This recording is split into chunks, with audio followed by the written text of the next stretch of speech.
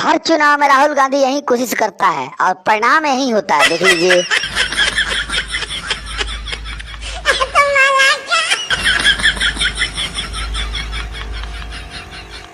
चमचा समझना पौलन जा मोदी जी के चाल के। चमचा समझना पौलन जा मोदी जी के चाल के। इहे हाल गुजरात में होई पप्पू और केजरीवाल के। बहुत दिन ले छनछनाई, जानबूझ के सिर फोड़ाता मोदी शाह के पहाड़ से। जानबूझ के सिर फोड़ाता मोदी शाह के पहाड़ से। ये दोनों जाना चीत हो जाई हैं मात्र एक ही बाण से। एह जन्म में पार न करी लो, एह जन्म में पार न करी लो भाजपा के दीवाल के। यह हाल गुजरात में होई पप्पू और केजरीवाल के।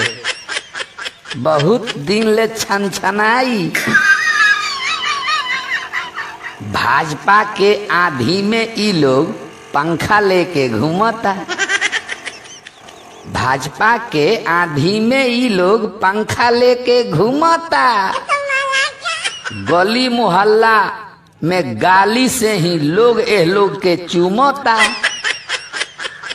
कहियो काट न पाई लोई, कहियो काट न पाई लोई बीजेपी महाजाल के।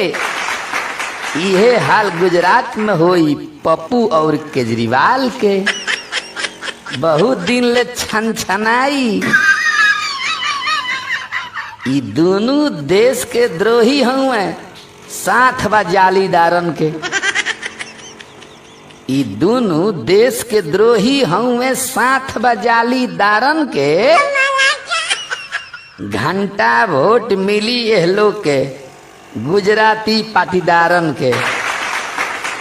हर समय अपमान करेले, हर समय अपमान करेले भारत माँ के लाल के। यह हाल गुजरात में होई पप्पू और केजरीवाल के। बहुत दिन ले छनछनाई, 100 करोड़ जनता दोनों के करी है खूब दवाई। 100 करोड़ जनता दोनों के करी है खूब दवाई। दोनों जना के गुजरात में देखब अंडा सीट भेटाई। दिल्ली के मफलरवा वाला, दिल्ली के मफलरवा वाला मास्टर है बवाल के। यह हाल गुजरात में होई पप्पू और केजरीवाल के।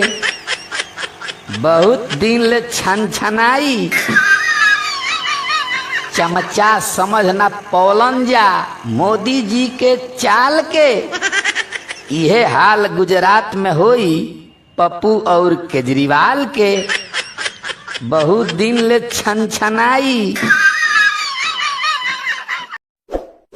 इस वीडियो को लाइक करें, हमारे चैनल को सब्सक्राइब कर बेल आइकन जरूर प्रेस करें हमारी न्यू वीडियोस